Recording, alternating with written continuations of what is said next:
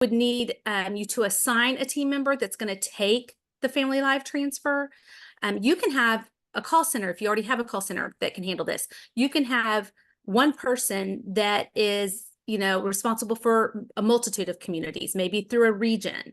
But they need to be familiar with what availability the community has. They need to also be familiar with the tour availability, so that they can confirm or schedule tours. And then, of course, it's helpful if they're intimately aware of the community, the pricing, and any kind of specifics, points of difference that community can offer. Now, the third thing is the community can provide what days and hours they want to accept live transfers. So it's not like a 24-hour-a-day, 7-day-a-week thing. It can be during your times that someone's going to be available to pick up that call. Okay. All right. So what questions do we have? Perfect timing. So basically, I would have to provide you a tracking number for specifically a place for mom that goes to our landline, and that could be the dedicated phone number that can be used. Yeah, as long as it's not originated from a cell phone, okay, then it can be forwarded to a cell phone, but as long as it's not originated, just because it has to be done through, like, the metrics have to be there, right? So, and the reason for this is probably a next question. It is a free program right now. It will go to a paid model later. My suggestion would be get in on this right now while it's free, so you can track it and see if it's worth it. Make sure, that it benefits you. And then if you find that it's not working, or it's maybe not appropriate for specific communities or regions, you can turn it off at any time too. So say you want to go through a little period where you're like, okay, we're going to try this, and then this community doesn't seem to be having the volume, or they don't have the availability for someone to answer these calls. This is going to cost us money and not help us. You can turn it off for those communities. You can also say, oh, she's going to be gone. She's on PTO for 2 weeks. Let's turn it off for these 2 weeks. So you have flexibility with that. Yeah, and I think kind of answered the question a little bit. So with the live transfers, I was thinking of, I'm assuming the goal to make it as smooth as possible for all parties is that you want that call to go directly to the person who can answer the questions. So I've seen it where like certain businesses or senior living communities, every department desk phone, they're all synced to the overall, the whole community. But if instead of calling, 1, 2, 3, 4, you can do 1, 1, 2, 3, 5, and that goes to the ED. 1, 2, 3, 6, and that goes to the CRD. You're probably wanting to avoid it going to the front desk, and then like the front desk trying to find someone who can take that call. Exactly right, to go Micah. directly to the CRD or the appropriate person. Do you have any like tips on a dedicated number? Because I don't know, I'm sure some of our communities are set up in a similar way, but I know the majority of my communities, there's one main number, and then obviously we can transfer to any office within that number, but we don't have like a dedicated sales line, if that makes sense. Yeah, it does. So you can use a phone tree to where it calls, you're going to want a unique phone number though. And you're correct. In a perfect world, you don't want it to go to like a concierge or a front desk, because that's just going to defeat the purpose of what this is, a speed to lead. We don't want the family waiting on, for another 10 minutes to just connect with someone. And meanwhile, the advisor, I should probably back up a minute. The advisor is only going to try to live transfer to one community. So it does give you a competitive advantage over your competitors. And about 5 minutes after they've dropped off the call, they're going to send that referral out, and so they're going to receive that email and text with all of the communities they're referred to. It definitely gives you a competitive advantage, but it doesn't if they're waiting 10 minutes to connect to someone. Yeah. So that's kind of tied. Oh, sorry. I was going to say it ties into like my second question was, if the details that the advisor has gathered. They now know there are 7 communities in this market that this family is a good fit for. How does the advisor choose? I mean, obviously they're going to choose of these 7, 3 of them have opted into this program. Uh-huh. So we know that now we've narrowed it down to 3. How does the advisor choose which of those 3 they want to do the live transfer for? Yeah, that's a question. And I'm just gonna, I don't know that I have a factual answer, but I can tell you, I used to be an advisor years ago, 8 years ago. So I can tell you personally what I would do. So first of all, let's just say they're matching who they're going to refer, right? They're doing lead matching. Where am I going to refer this family out to? Family life transfer is not going to play into that. They're going to go based on the needs, right? So they're going to go based on their budget, their care needs, the location. Once they have got their list, and ideally we like them to refer to 5 communities. So let's say they have 5 choices. Let's say it's a densely populated market, and 2 of those 5 have the option of family life transfer. I think it's going to be human nature. They're going to transfer it to the community that they know that sales director, and they know they're going to work that lead.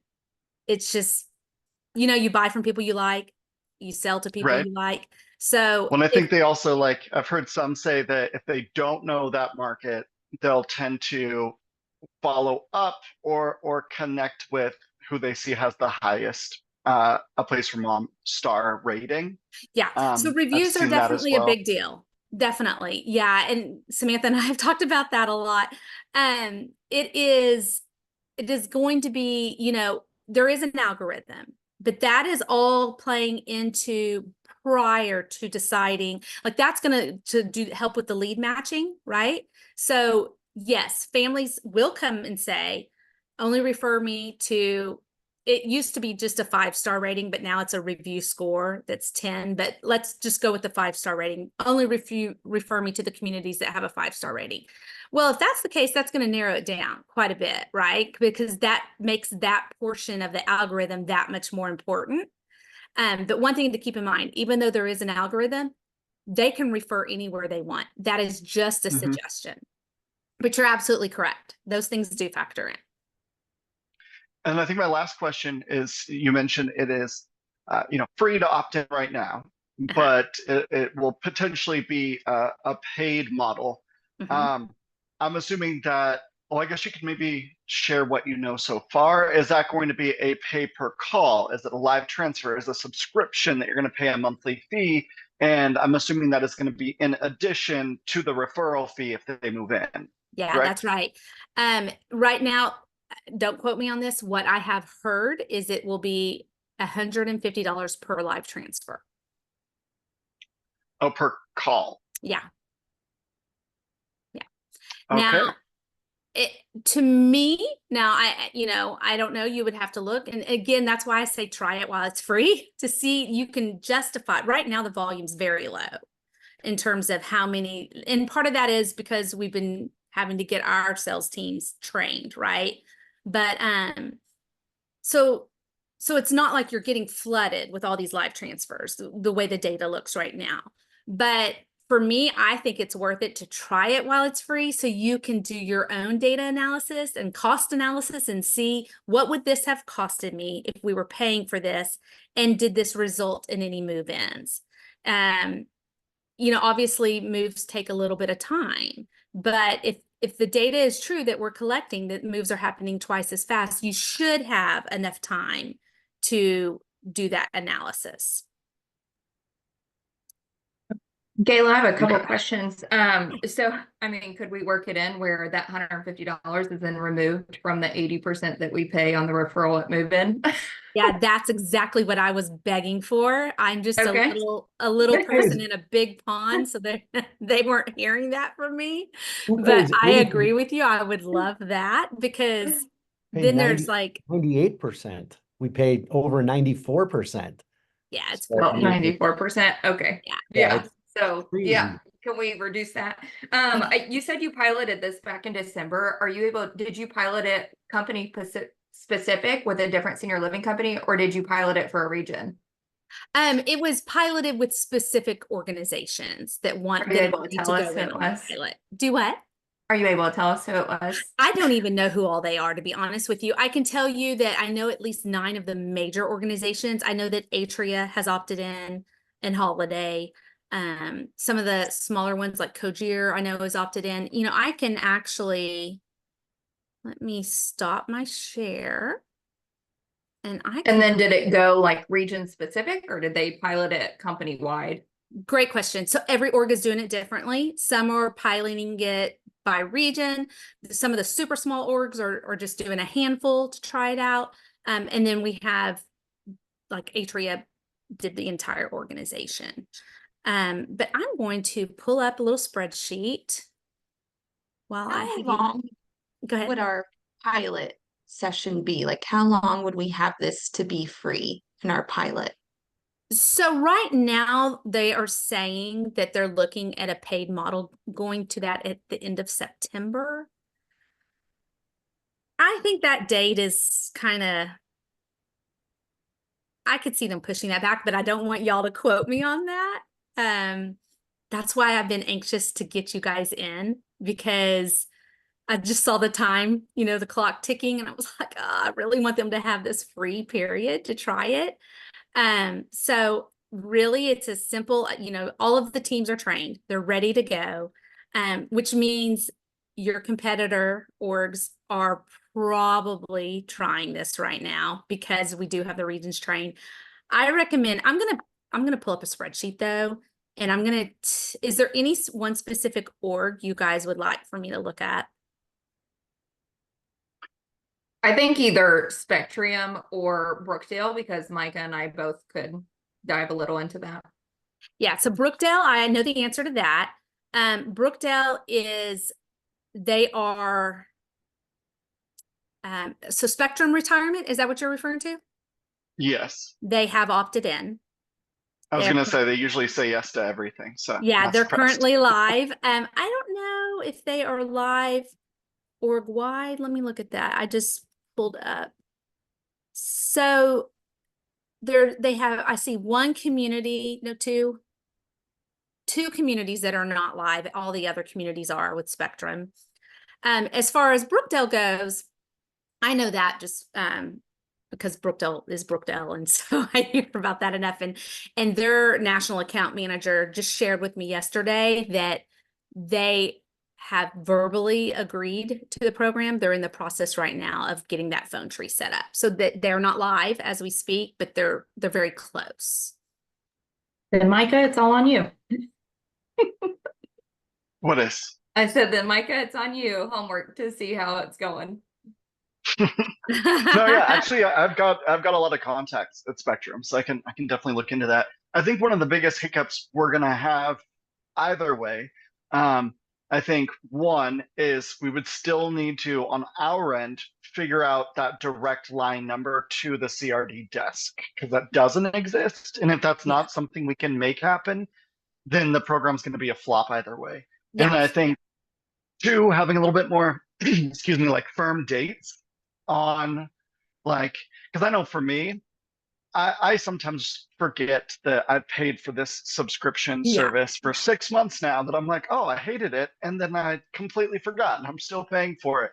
So having like firm dates where we can, if we went that direction, we could coach teams to be like, hey, give us all of the feedback over Yeah. the next 60 days. Right now, we're so- going to go with a firm date of September 30th, but I can get back to you on that. But I don't want to, because I would just be speculating that they're going to move it out. If I mean, as I'm long just, as like we know yeah, it has gone live and you know we're not in like November and then get the invoices and we're like, oh crap. no. This will be an integration. We would you would be very well aware when you went live for sure. And this will be something that we can communicate and go back and forth on. I can get our technical experts, if you guys decide to move forward, to answer specific questions, specifically about that phone line, because I know you guys, y'all have Yardi, correct, as your CRM. So it wouldn't apply with Yardi, but just for an example, I know Welcome Home has phone numbers integrated into their CRM. Yeah. And so I don't know if does Yardi have something like that? Are you aware? No. Yeah, no, because even with Welcome Home it is through the internal community's like phone system. They have like Yeah. a dedicated phone line for it. Yeah. So we had looked into like similar things with Yardi, Uh-huh. and it's a different approach than how Okay. Welcome Home does it, and it's not as effective. So we decided Okay. not to go that route.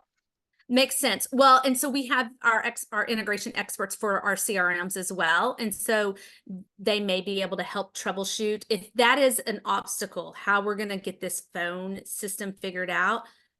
They've already kind of been through it with a lot of orgs. Everybody's a little bit different, and there's others that are using Yardi that have opted in. So that is something we can work through. And then based on the answers you receive, you can decide if this makes sense for you guys or not. I wanted to And make so sure that you were offered it. I did not want you guys to be left out. And so I wanted you to have all the information. And as you have questions, let me know. You can just email them to me. I will get answers for you.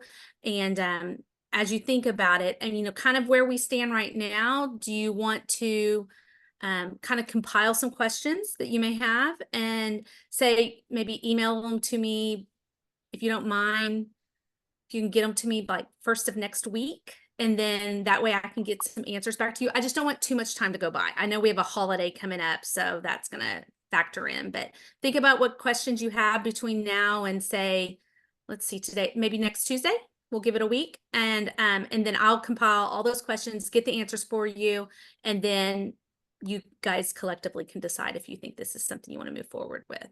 I got one weird and- question. I got Yeah. one weird question before I got to jump off for another call, but on one of your Same. slides, Uh-huh. you had that the average length of call after the advisor drops off is 10 minutes. That's right. How do you know that?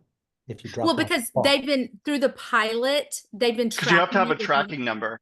we have metrics, and so they have a tracking number so they Oh. can see the length of time of the call. Okay, they just can't hear it. They're not sitting No, on their list. cannot hear it whatsoever.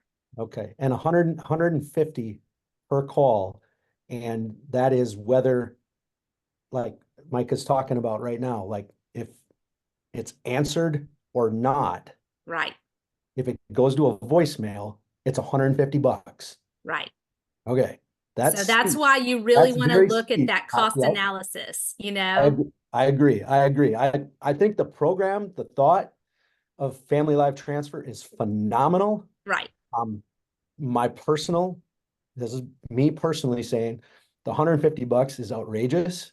okay, And based on 94 to 98% payment for that right, lead, it should not be an add-on charge because all you're doing is just simply transferring a phone call and then dropping off the line. $150 for that 30 seconds, to me personally, is excessive, should not be part of it. And I will be very interested to know after September 30th, by January 1st, yeah, how many providers stay with it, because yeah. I do think it's excessive, Gayla. So I'm just being Yeah, honest no, and I open with appreciate you. your feedback, Kevin. And Crazy.